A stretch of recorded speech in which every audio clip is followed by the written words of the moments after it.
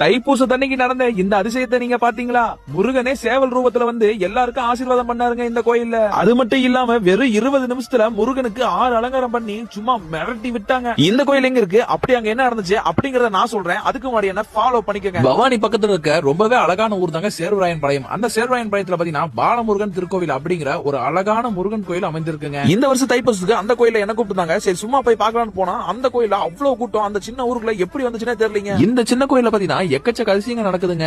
வச்ச வேண்டுதல் எல்லாமே நிறைவேறுதாமா. சேவல் வந்து ஆசீர்வாதம் பண்ணுதாமா. நம்ம ஊர் பக்கம் இப்படி ஒரு அதிசயம் நடக்கிற முருகன் கோயிலை பத்தி நீங்க கேள்விப்பட்டிருக்கீங்களா? ஒவ்வொரு 5 நிமிஷத்துக்கு ஒரு அலங்காரத்தை மாத்தி ஒரே ஒரு நிமிஷம் மட்டும் ஸ்கிரீனை திறந்து முருகனுக்கு தீபாரத்தனை காட்டுறாங்க பாருங்க. உடம்பெல்லாம் அப்படியே கூஸ் பம்ஸ் ஆகுதுங்க. மாட்டுக்கார வேலன், சிங்கார வேலன், பாலகுரு, பாலமுருகன், புஷ்ப அலங்காரம், ராஜ அலங்காரம்னு 6 அலங்காரங்க சும்மா சூப்பரா பண்ணிருந்தாங்க. நம்ம ஊர்ல இருக்க ஒரு சின்ன முருகன் கோயில இவ்வளவு பிரம்மாண்டமா தைப்பூச நிகழ்வை ஒரு திருவிழா மாதிரி நடத்தி காமிச்சிருக்காங்க. இவ்வளவு அதிசயம் நடக்கிற இந்த கோயில் எங்க இருக்குன்னா பவானி பக்கத்துல இருக்க சேர்வாயம்பாளையம் கிராமத்துல பஸ் ஸ்டாப்ல இருந்து ஜஸ்ட் ஒரு 100 மீட்டர் தூரத்திலே அமைஞ்சிருக்குங்க. அந்த ஊருக்கு போய் யாருக்கிட்ட வேணா பாலமுருகன் கோயில் எங்க இருக்குன்னு கரெக்டா கூட்டிட்டு போய் விட்டுருவாங்க. முக்கியமான விஷயம் சொல்ல மறந்துடுங்க, பங்குனி உத்திரத்தன்னைக்கும் இதே மாதிரி நிகழ்வு நிறைவேற இருக்குதுங்க. மறக்காம நீங்களும் குடும்பத்தோட போயிட்டு வாங்க. டாடா.